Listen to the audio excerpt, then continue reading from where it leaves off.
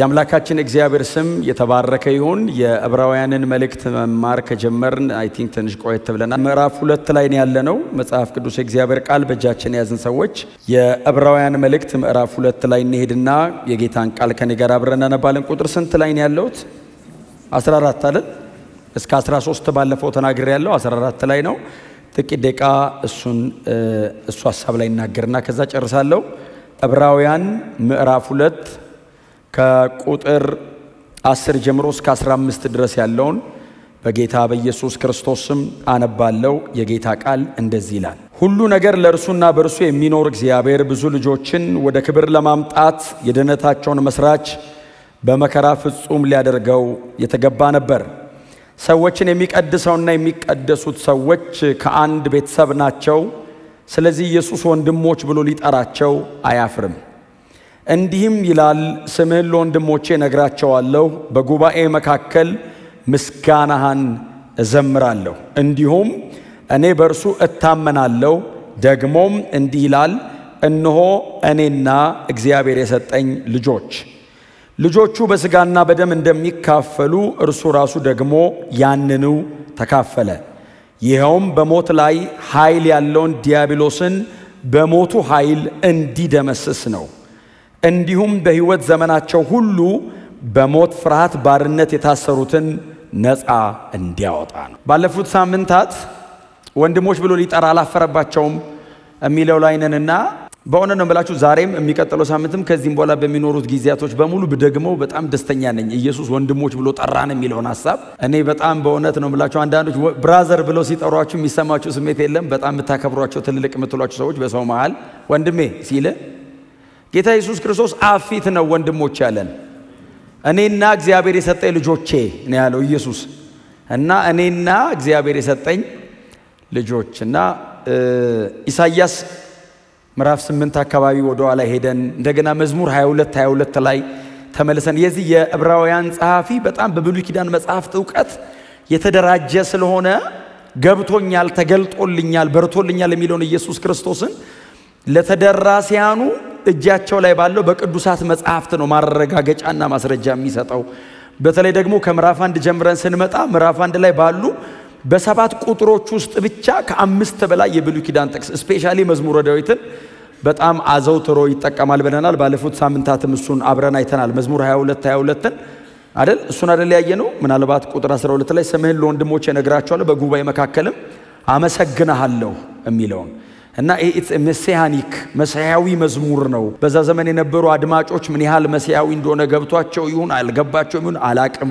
የዕብራውያኑ ደብዳቤ ግን ሲጻፍ የጻፈው ሰው መስቀል አሻግሮ ያመጣውና ዳዊት እኮ የዘመረው በጉባኤ መካከል ስምህን ለወንድሞቼ እነግራቸዋለሁ ብሎ የተናገረው ወንድሞቼ ብሎ የጠራው ዳዊት በዛ ዘመን የነበረውን ሕዝብ ሳይሆን ጌታ ኢየሱስ ክርስቶስ እኛን ነው። የአዲስ ኪዳን ተከታዮቹን ደቀ መዛሙርቱን ኢየሱስ ወንድሞቼ ብሎ በጉባኤ መካከል ስማችንን ወንድሞቼ ብሎ ይጠራናል። ቀጥሎ የእግዚአብሔርን ስም ደግሞ ለወንድሞቼ እነግራቸዋለሁ ነው ያለው። የምታስታውሱ ከሆነ ወንጌላት ላይ ጌታ ኢየሱስ ክርስቶስ እንደዚህ አለ አይደል? የስምህን ገልጬላቸዋለሁ አለ ኢየሱስ። እና መዝሙረ ዳዊት ላይ ለወንድሞቼ ስምህን እነግራቸዋለሁ አለ። ወንጌላት ላይ መጥቶ ደግሞ ኢየሱስ ምን አለ? ስምህን ገልጬላቸዋለሁ አለና ወንድሞቹ ነን። የጌታ የኢየሱስ ክርስቶስ ወንድሞች ነን። እኔ አይደለሁም ያልኩት፣ አትፍሩኝ። ጥቅስ ነው። እኔ ከጥቅስ ውጭ አላወራም። ጥቅስ ነው። በጣም በትህትና ጠገባቸው በጌታ ከሆንክ የኢየሱስ ወንድም ነህ በሉት። እና ይሄንን እያለ ነው አይደለም የሚመጣው የእግዚአብሔር ቤተሰብ መሆን። እግዚአብሔር ልጆቼ የማለት አቅም አገኘ። እግዚአብሔር አቅም አገኘ። ልጆቼ የማለት አቅም አገኘ። እግዚአብሔር ከቁጣው በታች ያለ ለፍርድ የተዘጋጀ የዘላለም ሞት የተቀጠረለትን ሰው እግዚአብሔር መጥቶ ልጄ አለው። እና እግዚአብሔር በክርስቶስ ኢየሱስ የመስቀል ሞት በኩል በክርስቶስ ኢየሱስ በፈሰሰ ደም በኩል እግዚአብሔር እኛ ልጆች ብሎ የመጥራት መብት አገኘ። እኛ ደግሞ እሱን አባ ብለን የመጥራት አቅም አገኘን። ከዚህ የሚበልጥ ክብር ማንም ሊሰጠኝ አይችልም። ለኔ የእግዚአብሔር ልጆች ከሚባልበት ከዚህ ማዕረግ የተሻለ ምንም አይነት ማዕረግ በሰማይም በምድርም አይገኝም። የመጨረሻውን እግዚአብሔር ሰጥቶናል። ይህንን ኤክስፔሪየንስ ማድረግ በዚህ ደግሞ ሐሴት እያደረጉ መኖር የደቀ መዛሙርት ኃላፊነት ነው። ቀጠለ ቁጥር 14 ላይ ምንድነው የሚለው? ልጆቹ በስጋና በደም እንደሚካፈሉ ኦሬዲ ከላይ ጀምሮ ነው የመጣው። የሰው ዘር በሙሉ የእግዚአብሔር ልጆች ነው የሚል ትምህርት የለውም የዕብራውያን ደብዳቤ። የዕብራውያን ደብዳቤ በክርስቶስ ኢየሱስ አምኖ የዳነ ብቻ ነው የእግዚአብሔር ልጅነት መብት ያለው። ስለዚህ አሁን ቁጥር 14ን መሃል ላይ ለምሳሌ አሁን የዕብራውያን ደብዳቤ እየተነበበ ያለ ድንገት የገባ ሰው ካለ አሁን ምዕራፍ 1ን ሳይሰማ ምዕራፍ 2 እየተጋመሰ ያለ ድንገት ቸርች አርፍዶ መጥቶ ጥልቅ ቢል ቁጥር 14 ላይ ቢደርስ ልጆቹ በስጋና በደም እንደተካፈሉ ሲል እነማን ናቸው ልጆቹ ሲል እኛ ነን ነው የሚሉት። በጌታ ኮንክ ቦርናጌን ኮንካው የኛ ነው ልጆቹ በስጋና በደም እንደተካፈሉ ብሎ ቀጥሎ ምንድነው የሚለው? እርሱ ራሱ ደግሞ ያንኑ ስጋና ደም ተካፈለ። ይሄንንም ባለፉት ሳምንታት ደጋግሜ ሳነሳው ስለነበረ ፍጹም ሰውነቱን የሚያመለክት ቃል ነው አይደል? ፍጹም ሰውነቱን ኢንካርኔሽንን የሚያመለክት ቃል ነው። የጌታ የኢየሱስ ክርስቶስ ሰው መሆን በዚህ ደብዳቤ ላይ በጣም በተደጋጋሚ ነው እየተነሳ ያለው እና እነሱ በስጋና በደም እንደተካፈሉ እርሱ ራሱ ደግሞ ልክ እንደነሱ ሁሉ በዚያው በስጋና በደም የተካፈለ ሆኗል ይላል። ምክንያቱም ቀጥሎ ይነግረናል። ለምንድነው ጌታ ኢየሱስ ክርስቶስ በስጋና በደም ልክ እንደኛ ሁሉ የተካፈለው? እቺን ሐሳብ ብቻ ትንሽ ነገር ልንገራችሁ ነው ወደሚቀጥለው አልፋለሁ። የሚጠቀመው ሁለት አይነት ቃል ነው የዚህ ደብዳቤ ጸሐፊ። የመጀመሪያው ልጆቹ በስጋና በደም የተካፈሉ ናቸው ይላል። የእግዚአብሔር ልጆች የመሆን መብት ያገኘን እኛ ፍጹም ሰዎች ነን። ስለዚህ በስጋና በደም የተካፈሉ ናቸው ይለንና ቀጥሎ እርሱ ራሱ ደግሞ እነርሱ እንደሆኑት ሁሉ በዚያው በስጋና በደም የተካፈለ ነው ይላል። እና እኛ የተካፈልነን ኢየሱስም የተካፈለ ነው። ስጋና ደም ነን። አሜን የሚል ጠፋ። ሰው መሆናችሁን አትክዱ። ሰው ነው እያገለገልን ያለ ነው። ሰዎች ነን። ኦኬ ዘቃራኳችሁ መንፈሳዊ ሰዎች ነን። ስጋና ደም መሆናችሁን እንዳትክዱ ብዬ ነው። አላችሁ አይደል? ጨብጡት ጎናችሁ ያለ ሰው አለ። ምክንያቱም ከተማ ውስጥ በጣም ብዙ ትምህርት በስቷል። የለውም ይሏሉ። የለውም የሚሉ ብዬ አሉ ነው ያልኩት። ሰው የለውም እያለ እኮ ነው።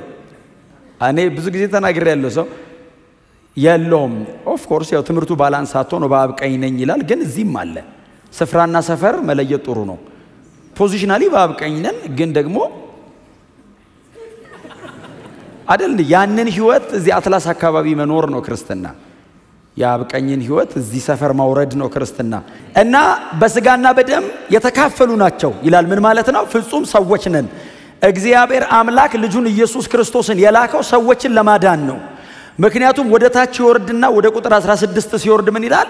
ጌታ ኢየሱስ ክርስቶስ ሲመጣ የያዘው የአብርሃምን ዘር ነው እንጂ የመላእክትን ዘር አልያዘም ይላል። ስለዚህ ስጋና ደም ናችሁ ነው፣ ስፒሪት ቢንግ አይደለም ነው፣ ሂዩማን ቢንግ ነው። አሁን መላእክትን ሊያድን ቢመጣ የወደቁትን መላእክት ያድን ነበር። የመስቀል ሞትም አይሞትም። እኛን ለማዳን ሲመጣ እኛ የሆነውን መሆን ነበረበት። ሰዎችን ለማዳን ስለሆነ ጌታ ኢየሱስ ክርስቶስ ፍጹም ሰው መሆን አለበት፣ ግዴታ ነው። ስለዚህ ነው ኢየሱስ ክርስቶስ በስጋ እንደመጣ የማይቀበል የተረገመ ይሁን ተብሎ የተጻፈው። የኢየሱስን ሰውነት የካድክ ቀን ድነት ጥያቄ ውስጥ ይወድቃል። ኢየሱስ ፍጹም ሰው ካልሆነ ሰውን ማዳን አይችልም። ስለዚህ ፍጹም ሰው ሆኗል። የኛ ተካፈለና የሱ ተካፈለ እንድናስበው ብዬ ነው። የኛ ተካፈለ from the beginning ከመጀመሪያችን ጀምሮ ፍጹም ሰዎች ነን። ኮይኖኒያ የሚል ቃል ነው የሚጠቀመው። ኮይኖኒያ ማለት ኮመን የሆነ አንድ አይነት የሆነ ልዩነት የሌለው ነገር መካፈል ማለት ነው። አንድ አይነት ነንኛ ሰዎች ነን ነው። ጥሩ ነው። አሜን። እዚህ ጋር ነው አሜን። አንድ አይነት ነን። አሁን አንዳንዴ እንደሱስ በጣም መንፈሳዊ ስንሆን ወጣ ያለን ይመስለናል። መረዳታችን በጣም ይጨምራል እንጂ ከሰው ሰማይም ስንሄድ ሰው ነን ባይዘው። ጥያቄ ያላችሁ ሰማይ ስንሄድ እኮ እንደ መልአክ የሚለው እኮ መልአክ ይሆናሉ አይደለም የሚለው። አሁን ከማግባት ጋር ምናምን ተያይዞ ነው አይደለ? አሁን አንድ ሰው ነበር አለ ኢየሱስን እንኳን ኢየሱስ ቀድሞን ተጠየቀኛ ብንኖር ለጸልይበት ብለን እስከዛሬ አንመልሰው። ኢየሱስ መሆኑ ነው ወዲያው የመለሰው። አንድ ሰውዬ ነበር አሉት። ትንሣኤ ሙታን ሲያስተምር እኮ ነው። እሺ አለ። ስንሄድ አንድ እንደዚሁ ነው የምንቀጥለው አሉት። አዎ አንድ ሰው ነበር አሉት። እሺ አንድ ሚስት ነበረችው። እሺ ሞተች። እሺ ከዛ ሁለተኛ አገባ አይደለም ሰውየው ነው አይደል? ሞተ። ከዛ ሁለተኛ ሌላ ወንድ አገባች። ከዛ እሱም ሞተ። እንደገና ሶስተኛ ሰባት አገባች አለች። ሰማይ ሲሄዱ የትኛው ሚስት ነው የምትሆነው?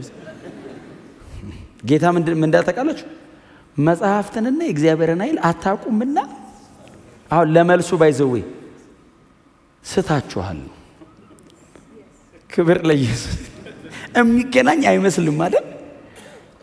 ሰው እኮ ሰማይ ሲሄድ እንደ መልአክ ይሆናል ማለት እዚህ ያለው እንትን አይቀጥልም። ሰውነቱን ይክዳል ሳይሆን ኢሞሽን ምናምን እነዚህ ነገሮች በሙሉ ይቀየራሉ። መንፈሳዊ ዓለም ስለሆነ መልአክ ይሆናል ሳይሆን ጌታ ኢየሱስ ክርስቶስ አሁን በአባቱ ቀኝ ለብሶ ያለውን አካል ለብሰን ፍጹም ሰው ነን ነው አይደል? በስጋና በደም እነሱ ተካፍለዋል ማለት ሰዎች ናችሁ እያላቸው ነው የዕብራውያኑ ተደራሲያንን።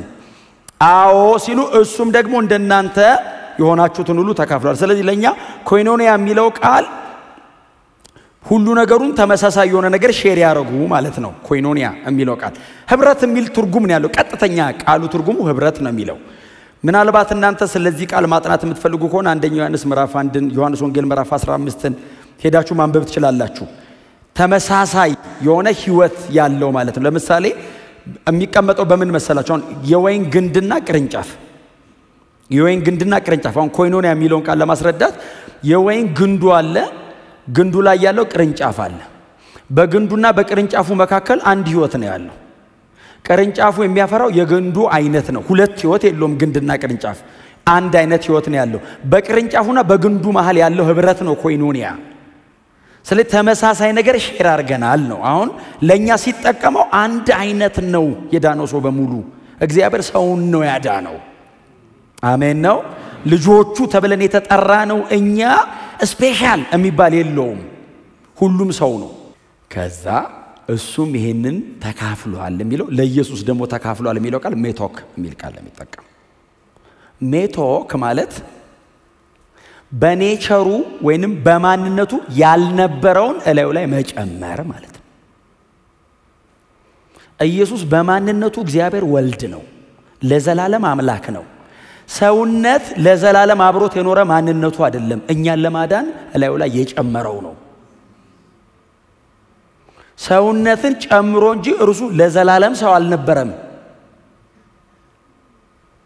ፍጹም ሰውነትን ባለው በመለኮትነቱ ላይ ሰውነትን ጨምሮ ጋድማን ሆኖ ነው።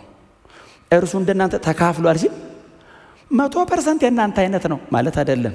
በሰውነቱ 100% የኔ አይነት ነው። እሱ ግን መለኮት ነው። ጥላውን ሰው ብቻ ነው። አምላክ ሰው ነው የሆነው። ሰው መቼም አምላክ አይሆንም። ከላይ ወደ ታች ነው የወረደው፣ ከታች ወደ ላይ አይወጣም። እኛ ድረስ ወረደ፣ ፍጹም ሰውነትን ገንዘብ አደረገ።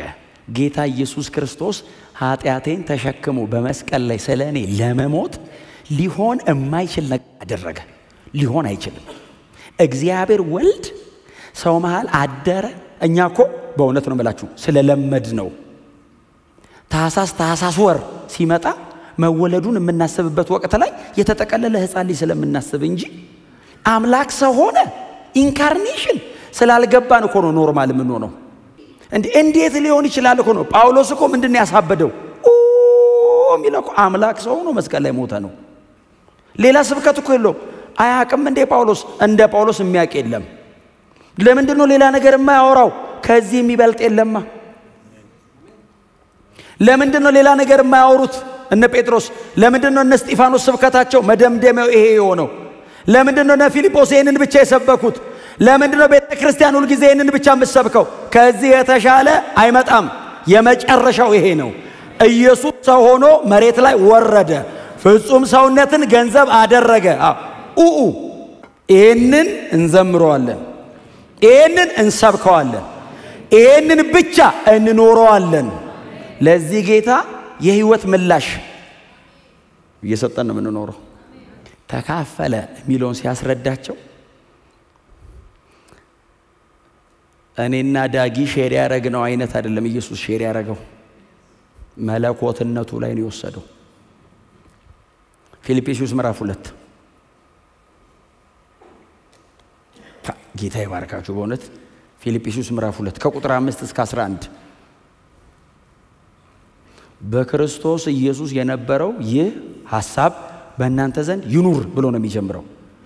ምንድን ነበር ሲሉት እርሱ በእግዚአብሔር መልክ ሲኖር ሳለ he was and is God በእግዚአብሔር መልክ ሲኖር ሳለ ማለት ከአብና ከመንፈስ ቅዱስ ጋር እኩል በማንነቱ የዘላለም አምላክ አብ ሁሉን ያውቃል ወልድም ያውቃል አብ በሁሉ ቦታ ይኖራል ወልድም ይኖራል አብ ሁሉን ይችላል ወልድም ይችላል በእግዚአብሔር መልክ ሲኖር ሳለ ኢኳል ነው ከአባቱ ጋር በእግዚአብሔር መልክ ሲኖር ሳለ ሲላቸው ገና የፊልጵስዩስ ቸርች የኛ አይነት ቸርች ነው አንድ አይሁዳዊ የሌለበት ድፍን አሕዛብ ነው ከጣዖት አምልኮ ነው ዞር ያሉት ደጋግሜ ነግሬያቸዋለሁ የፊልጵስዩስ ደብዳቤ አንድም የብሉይ ኪዳን ጥቅስ የለውም ምንም የብሉይ ኪዳን ጥቅስ የለውም ለምን አንድም አይሁዳዊ የለም ቸርች ውስጥ የኛ አይነት ልክ ኤቨርላስቲንግ አይነት ነው ንጹህ አሕዛብ ሰው ሆነ እኮ አይደለም ከሰውም የባሪያ መልክ ያዘ አለና ራሱን ባዶ አደረገ በምስሉ እንደ ሰው ተገኘ ይልና ለሞት አለ ያውም ለመስቀል ሞት እንኳን የታዘዘ ሆነ ሰሙኝ እንደዚህ ይላል ከዛ በዚህ ምክንያት ቁጥር 9 ላይ በዚህ ምክንያት እግዚአብሔር ያለ ልክ ከፍ አደረገው ሰሙኝ ከስምም ሁሉ በላይ የሆነው ስም ሰጠው ይልና ይህም ስም በሰማይ በምድር ከምድር በታች ጉልበት ሁሉ ያውላችሁ ስም ተነጋግረን አይደለም የምንበረከከው በግድ ነው በጉልበት ሁሉ ይንበረከክለት ዘንድ አሁን ኢየሱስ ተንበረከኩ ብሎ አይደለም አብ ጉልበት ሁሉ ይንበረከክ አለ የመጨረሻ የውሳኔ ቃል የሚያወጣው አብ ነው ተንበረከኩ አለ አሁን አየ ወንጌል ተሰብኮ በፈቃድ ነው የምትንበረከከው ሰከንድ ካሚንግ ላይ ይመጣል የዳዊት መክፈቻ በእጁ ይዞ የምድር ነገስታት ገዢ ሆኖ የዛን ቀን ሰሙኝ የዛን ቀን ኖርማሉ ሰው እንዳይመስል ነገስታት ተራሮች ስር ሄደው ልንደበቅ አላያችን ላይ ውደቁ ተራራ እላይ ላይ ቢወድቅብ ይቀልሃል ከዛን ቀን ተራሮች ውደቁብን ሲሉ ተራሮችስ አንወድቅም ተራራሱ የዛን ቀን አፋውጥቶ አይወድቅም እግዚአብሔር ግሎሪፋይ አርጉት አክብሮታል ኢየሱስ ከብሬ ነው አይደለም ያለው አብ አክብሬዋለሁ አከበርኩታል ሾሜዋለሁ የታለው በሰማይ በምድር ከምድር በታች ማለት አንደር ወርልድ ማለት ሞትና ሲኦል ላይ ማለት አይ በእግዚአብሔር መንግስት ብቻ አይደለም ኢየሱስ የከበረው በአጋንንቱም ዓለም ላይ ኢየሱስ ስንላውን እዚህ ቆመን ስንጠራ ለኛ ኮነ ኖርማል የአንደር ወርልድ የሞትና የሲኦል መክፈቻ እጄ ላይ ነው አለኩ አንደር ወርልድ እኔ ነው አለ ስልጣኑ የሞትና እጄ ላይ ኢየሱስ ይነቃነቃል ከስር ስሙ ለዘላለም ብሩክ ይሁን አሜን መዋረዱ ግን መጠን የለውም ዝቅ ማለቱ ግን ለትህትናው ግን መጠን የለውም እኔ ባወራው አይሰለቸኝም ከዚህም በኋላ ባገኙአችሁ ቁጥር ነው መነግራችሁ መዋረዱ ለምን ህይወት ያገኙት እሱ ሞት ሆኖ ኢየሱስ መስቀል ላይ ባይሰቀል ይሄ ጉባኤ ከየት ይመጣል አንተዋወቅም እኮ የአንድ ሀገር ባላገር ነን ሰማይ አንድ አባት ስር እንጠለላለን አንድ ቦታ ሄደን እንከማቻለን ኢየሱስ ጌታ ነው ችሏል ይሄንን ማረግ ይሄንን ሲያረግ ኢየሱስ ሰማይ ሆኖ እወዳቸዋለሁ አይደለም ያለን መስቀል ላይ ተዋርዶ ለመሞት ፈቃደኛው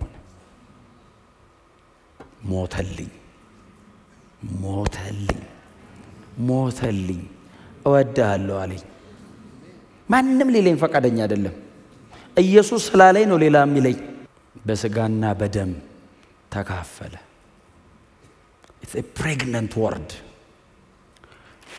ዝም ብሎ እምናልፈው ቃል አይደለም ሲቃዩ ሞቱ ክህነቱ ቤዛነቱ ድነቱ በሙሉ ተሰብስቦ እዚህ ውስጥ ነው ያለው በስጋና በደም ተካፈለ አዳኜ እምለው እዛ ውስጥ ነው ቤዛዬ እምለው እዛ ውስጥ ነው ያለው ሳልቬሽን ድነት ለሰው ልጆች በነፃ የታደለው እኔ እንዲሁ በነፃ በየዘምራለሁ እንጂ ነገሩ በነፃ ነው እንዴ? እኔ በነፃ ላገኘው እንጂ እግዚአብሔር ይሄንን ለኔ ለመስጠት ልጅ ከፍሏል። አንድ ልጅ ለዛም አንድያ ሲቢጎትን ኢየሱስ ብቻ እያጣጣረ ልጁን ዝም አለው። ምን ነው አባ ምን ነው ጸጥ አለው? ያይ መስቀሉን በሁለት ሳይድ ነው የምናየው። እኔ በዚህ በኩል አባት በዛ በኩል ነው የሚያየው። መሃል ላይ እየተሰቀለ ልጅ አለ። አይ እኔ አዳኝ እያልኩ እየዘመርኩ እልልላለሁ። አባትስ ልጄን ገድዬ ነው አንድ ልጄን። አያችሁ በስጋና በደም ተካፈለ። እንዲህ በቀላሉ ምናልፈው አይደለም። ግን የዕብራውያን ደብዳቤ ጸሐፊ ምዕራፍ 5 6 7 ላይ ክህነቱ ላይ ይመጣል። ክህነቱ ላይ በጣም በስፋት ነው የምናየው። ወደፊት ጌታ ጊዜ ይሰጣል። ጌታ መሃል ላይ ሊመጣ ይችላል፣ አይታወቅም። ጌታ መሃል ላይ ከመጣ ቀጥታ ሰማይ ሄደን ሳንጠይቅ የምናቅበት ሀገር እንገባለን። እዛ ትምህርት የለም ምንም እናቃለን። እስከዛ ግን እንማራለን። እንደምታውቁት ነው እዚህ ቤት። ጌታ ይባረክ። ምንድነው ምክንያቱ? ኢየሱስ ስጋና ደም ልክ እንደ ልጆቹ ሁሉ በስጋና ደም ተካፈለው። ለምንድነው የተካፈለው ይሉታል። ለምንድነው የተካፈለው ሲሉት ቆያል ልቀጥል ቁጥር 14 ይላል። ልቀጥላት ይሄን ቁጥር 14 ምንድነው የሚለው? ቀጥሎ ተካፈለ ካለ በኋላ ያንኑ ተካፈለ ይላል። ይኸውም ይሄንን መጽሐፍ ቅዱስ የጻፉልን ሰዎች እግዚአብሔር ይባርካቸው። እንዴት አይነት ብርሃን ነው! ከ2000 ዓመት በኋላ ሊሻሻል አይችልም። ባለፈው ብያቸዋለሁ። the oldest book ባይብል ነው። the latest newsም ግን ባይብል ነው። 21st century ላይ ሌላ አንጽፍም አልቋል። ራእይ ነው የመጨረሻው። በቃ ራእይ ምዕራፍ 22 ላይ ማራናታ እንዳለን እንሄዳለን። አይጻፍ 66ቱን አንብባችሁ ከጨረሳችሁ 67ኛ አንጽፍም ድገመው ነው የምንለው። መጽሐፍ ቅዱስ አንብቤ ጨረስኩ ሲል ሰው ድገመው አንጽፍም ሌላ ያላነበብኩ ይኖራል። አንብቤዋለሁ 30 ጊዜ ያነበብኩት 5 ቸርች ላይ አስተማርኩት 80 ጊዜ ኮሜንተሪ ያጠናውበት። ከጨረስከው ያመለጣል። ጨረስኩ ካለ ሰው ባይዘ በቃ አላነበበም። ይኸውም በሞት ላይ ኃይል ያለውን ዲያብሎስን በሞቱ ኃይል እንዲደመስሰው ነው።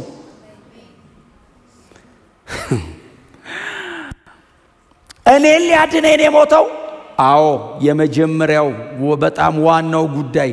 ሌላስ ኢየሱስ በስጋና በደም የተካፈለው አዎ ወዲያው በስጋና በደም ተካፈለና ኢየሱስ አጋንንት ታወጣ አይልም። በሞቱ ነው የሚለው። ኢንካርኔሽን ኢትስ ኦል አባውት ክሩሲፊክሽን።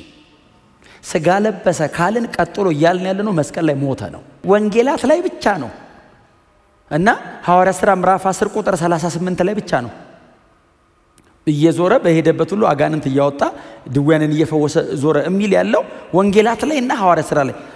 ከሮሜ እስከ ይሁዳ ወይንም ራእይ መጽሐፍንም ከተቀለላችሁት በተቀሩት 23 መጽሐፎች ላይ ሰው መሆኑ ከተወራ የመስቀል ሞት ነው የሚወራው። ቀጥሎ ኢንካርኔት አድርጓል ካላችሁ ክሩሲፋይ ሆኗል። ስለዚህ በስጋና በደም ተካፈለ ሲላቸው ዋው ሲሉ በሞት ላይ ስልጣን የነበረውን ዲያብሎስን በሞቱ ኃይል ሊደመስሰው ነው። ሰይጣን ተሸንፏል። የምስራች በጣም የምትታገሉ ሰዎች ሰይጣን ቦታችሁን ያዙ። ወድቋል። አልወደኩም ብሎ ሰብኮ ከሆነ ዕብራውያን ምዕራፍ 2 ቁጥር 14ን ከፈተለትና የዛሬ 2000 ዓመት ጌታችን ኢየሱስ ክርስቶስ በመስቀል ላይ ሲሞት በሞት ላይ ስልጣን የነበረውን ዲያብሎስን በሞቱ ስልጣን ሻረው። ሁሌ ነው አይደል የምናነሳው የናሳ ኢየሱስ መስቀል ላይ ሲሞት ምን እንደሚሰራ ሰይጣን ቢያቅ ኢየሱስ እንዲሞት አያረግም። ሁሌ ነው የምነግራችሁ። ይሄው ኢየሱስ መስቀል ላይ ሲሞት ከሰራቸው አይተኬ የማይደገሙ ስራዎች መካከል አንዱ በሞት ላይ ባለስልጣን የነበረውን ዲያብሎስን በሞቱ ሻረው።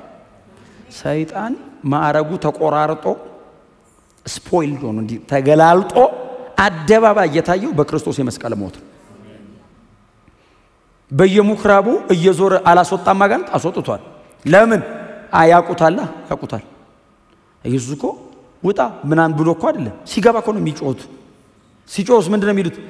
የእግዚአብሔር ልጅ ሆይ ወይ የእግዚአብሔር ቅዱስ ሆይ ያለ ጊዜያቸው ያውቁታል። ሐዋርያቱ እኮ ገና አላወቁትም ማን ነው ይላሉ።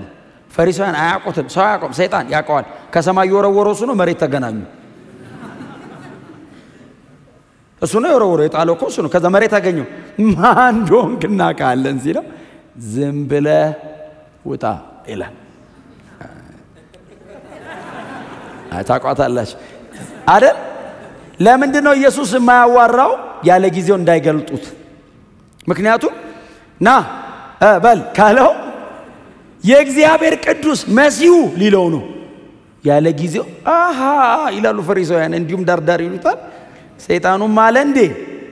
ስለዚህ ጌታ ኢየሱስ እንትን እየቀነሰ ነው፣ መከራ እየቀነሰ ነው። እዛ ክሮስ አካባቢ ጨርሷል ሰብስቦ። ምክንያቱም የዚህ ዓለም ገዢ ይመጣል። እዛ ጋር ዋናው አርኬንጅሉ ይመጣል። ከጭፍራ ጋር ይላፋ። አርኬንጅሉን እዛ ዲስአርም ያደርገዋል። እዛ ክሮስ ላይ ሊጨርስ ነው ሰብስቦ።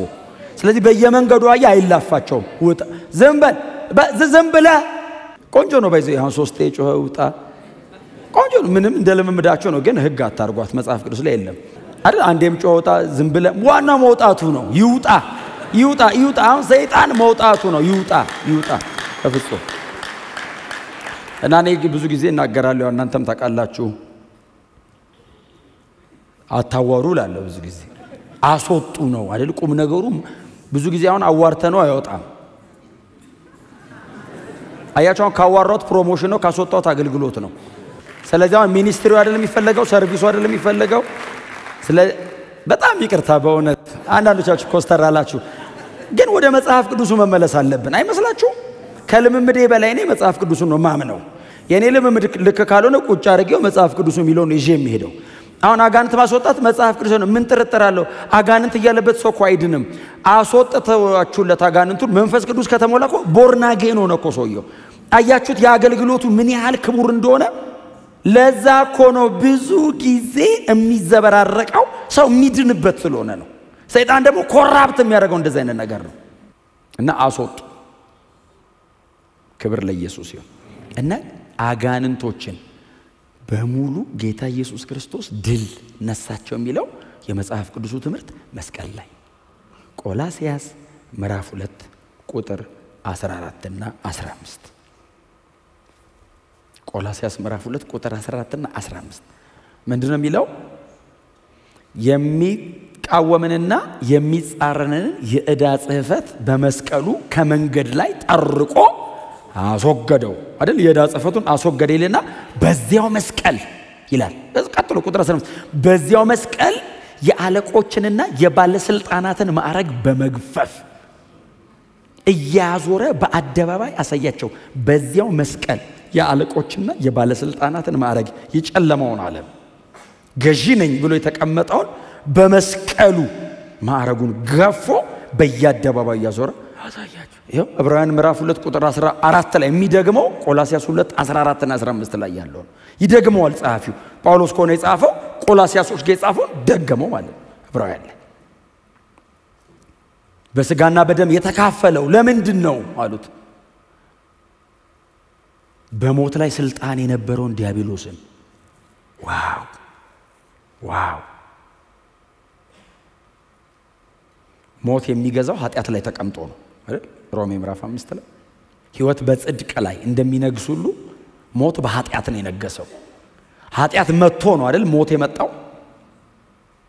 ስለዚህ ሰዎች ኃጢአት እንዲሰሩ ያደርጋቸውና በሞት ወጥመድ ውስጥ እንዲገቡ ያደርጋቸዋል። ጌታ ኢየሱስ ክርስቶስ ምንጩንም ውጤቱንም ነው ያደረገው። ሞትንም ኃጢአትንም ነው ድል ያደረገው። ምክንያቱም ሮሜ ምዕራፍ 8 ቁጥር 5 አካባቢ ምንድነው የሚለው? ሕግ ከስጋ ድካም የተነሳ ሊፈጽመው ያልቻለውን እግዚአብሔር አንድያ ልጁን በሰው ምሳሌ ልኮ ሕጉ የሚጠይቀውን በሙሉ ፈጸመው ይላል። ኃጢአትንም ሞትንም እግዚአብሔር የቀጣው በልጁ መስቀል ነው። ክብር ለኢየሱስ ይሁን።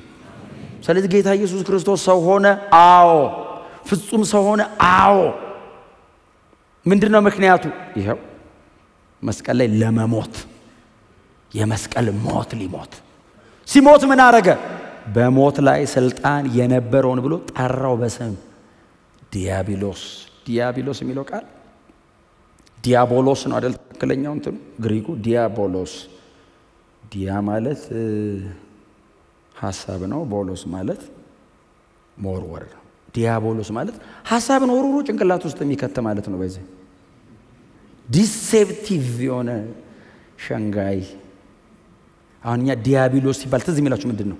10 ጭንቅላት ያለው 12 እግር ያልተፈጠረ አውሬ የለም። እንደዚህ አይነት አውሬ በዚህ አይነት ጭፍን ስናደርግ ከዛ ይቆረጥ እሱ ምንድነው የሚሰራው? ሽንገላ እኮ ነው። የላከ እኮ የሚበዘብዘው ሰውየው እግሩ ቸርች ነው፣ ልቡ ዓለም ነው ያለው ተሸንግሎ።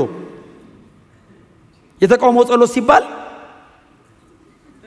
ተቃውሞ በደንብ ግን አሁን 5 ደቂቃ ገነጣጥያለሁ አፈራርሻለሁ። የተሸነገለ ህይወት ከጀርባ ተበዝብዞ ካለቀ በኋላ በተቃውሞ ጸሎት የሚወድቅ ሰይጣን የለም። ስለ ዲያብሎስ ማለት ሰዎችን እየሸነገለ ከእግዚአብሔር መንግስት ያጎደለ ማለት ነው። የመጀመሪያውን ሰው አዳምና ሔዋንን ያስወጣቸው በሽንገላ ነው። ድል ያደረገው ኢየሱስ የት ጋር ነው? ክሮስ ላይ ውደቅ ብሎ አይደለም የጣለው። ለእግዚአብሔር እየታዘዘ ነው ዲያብሎስን የጣለው። አለመታዘዝን ኢየሱስ የተበቀለው ለአባቱ እየታዘዘ ነው። ሰው ነው አልታዘዝም ብሎ ከኤደን ገነት የተባረረው። አዎ ኢየሱስ እየታዘዘ ሰውን መለሰው። ለመታዘዝን በመታዘዝ እንበቀለዋለን ያለው በሱ ነው። ስለዚህ ሰው እምቢ ብሎ አይደል ሰይጣንን ሰምቶ አልታዘዝም ብሎ ኃጢአት እኮ በእግዚአብሔር ላይ ማመጽ ነው። ኃጢአት አመጽ ነው። አመጽም የዲያብሎስ ሥራ ነው ይላል። ማመጽ ነው ኃጢአት በእግዚአብሔር ላይ። ስለዚህ ኢየሱስ በምንድነው ያዳነን? ሰይጣንን የጣለው የመጀመሪያውን ሰው ሰይጣን ያስወጣው እንዲያመጽ አድርጎ ነው። ሁለተኛው አዳም እየታዘዘ ሰይጣንን አባረረው፣ ሰውየውን ወደ ቤቱ መለሰው። እስቲ አሜን በሉ። ኢየሱስ የሰራው ስራ በእውነት ነው። ፍራክሽኗ እኮ ናት እኮ የገባችን ገና ብልጭታዋ በሙሉ ሊገባን አይችልም። መሰብሰብ አይቻልም። በዚህ ውስጥ በብርሃን ነው የሚፈሰው ላያችን ላይ። አንዳንዱን የገባንን ሁሉ ማብራራትም አይቻልም። ነካኝ ብቻ ነው የምንለው። ምን ጋር ነው ነካ? አላውቀውም ግን ነክቶኛል። ይገርማል። ደሜ ውስጥ አለ፣ አጥንቴ ላይ የሆነ ነገሬ ላይ። እኔ ሁሌ ነው የምጸልይላችሁ ምንን እንደነካኝ አውቃለሁ። ነክቶኛል። የምጸልይላችሁ የሆነ ቦታ አለ እሱ የሚያውቀው። እዛ ጋይንካችሁ እዛ ጋር ይሄ ዲፋይን የማይደረግ የማይብራራ ቦታ አለ። ኢንካውንተር በጣም ግዴታ ነው። ሰው ኢንካውንተር ከሌለው ይደክማል። ባይዘው መነካት ህይወት ላይ ካለ ነው። መነካት ህይወት ላይ ካለ ሊገሉ እየመጡ ትዘምራለህ፣ ትሰብካለህ፣ ታገለግላለህ። ወደዋለሁ እያልክ ነው የምትሞተው ራሱ። ክብር ለስሙ ይሁን።